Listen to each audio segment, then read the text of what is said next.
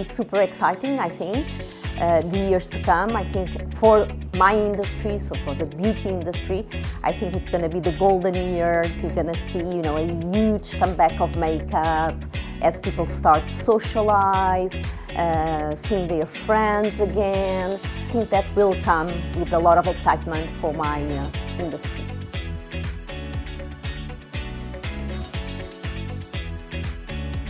I think we are still living in a pandemic mode. So it's much better than what it used to be, but you still see a lot of people working from home. You still see an intensive usage of masks. You still see a lot of people avoiding restaurants and crowded places. So all those behaviors tend to affect my industry, right? But I think the worst is behind us. And also during this period, we've seen a lot of change in the consumer. So a massive adoption of e-com behaviors, new channels appearing. TikTok was born during a pandemic, and it's just exploding.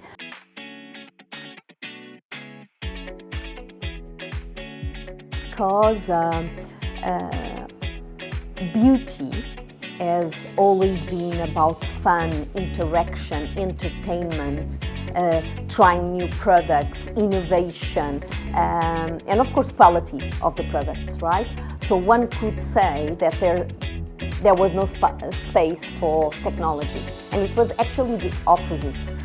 Technology came in hand during these periods of pandemic because people were able to try products through the virtual try-ons and actually, before committing to the purchase of some lipstick, of mascara or foundation, they were able to see the final results virtually. So that was definitely a great contributor during these last years. But I think, even if you take the example of search with Google or TikTok, it also allowed millions and millions of people to ask questions about their beauty desires, their beauty, doubts that before they couldn't, right? All the brands, and of course L'Oreal has a big responsibility on that.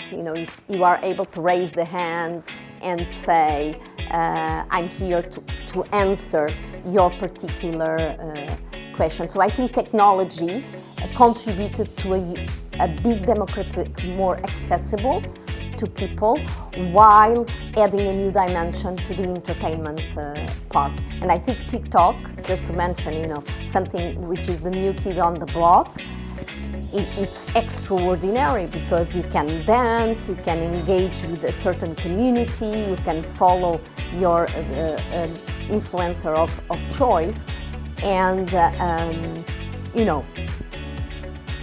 put all your artistry and put all your imagination out there for everyone to watch. So I think overall it has been a revolution in the industry, but a good revolution. I always say that digital e-com contributed to a positive disruption of our industry.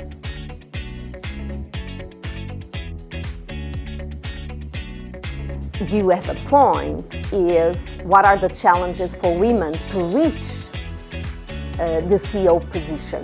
So the famous invisible ceiling, the glass ceiling, right? But I also must be honest that once you break that, I wouldn't say that I have more difficulties or more challenges than any other CEO out there. At least it's my experience. One of the biggest challenges we women face is that in practical terms, often it's not that easy. Meaning, from a salary standpoint, it's not easy. To go up, often you need to do an international career? What are the policies of certain companies when it comes to maternity, paternity? Are women getting promoted after their pregnancies and maternity leave? So I think there are very, very concrete actions that companies can make to facilitate the equity at the top. And why do I mention this? Because in L'Oréal for many years now, we've been fighting and breaking the bias. We've been not just advocating for women empowerment and women in power, but making sure that our policies and the conditions are there for women to succeed. So it's not just about diversity, it's about inclusion.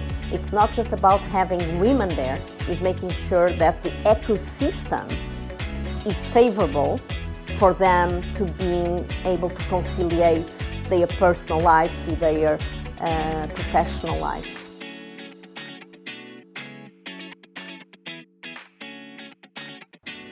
Not all of us, but I think the majority of us don't have the self-esteem or don't have, the deep belief that we can make it and that we can learn on the job. So very often when there is a vacancy or an opportunity, especially if that opportunity means a promotion, you will have women hesitating much more than men. Women saying, okay, in their minds, to make that job perfectly, men tend to move jobs quicker.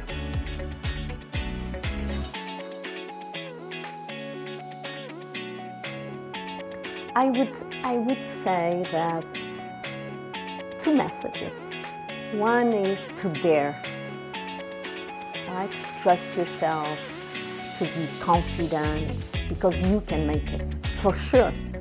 We have so many examples of women who can do it and who make it very well, actually. So daring, dare would be a very strong message today. But at the same time, I would say forgive yourself as well.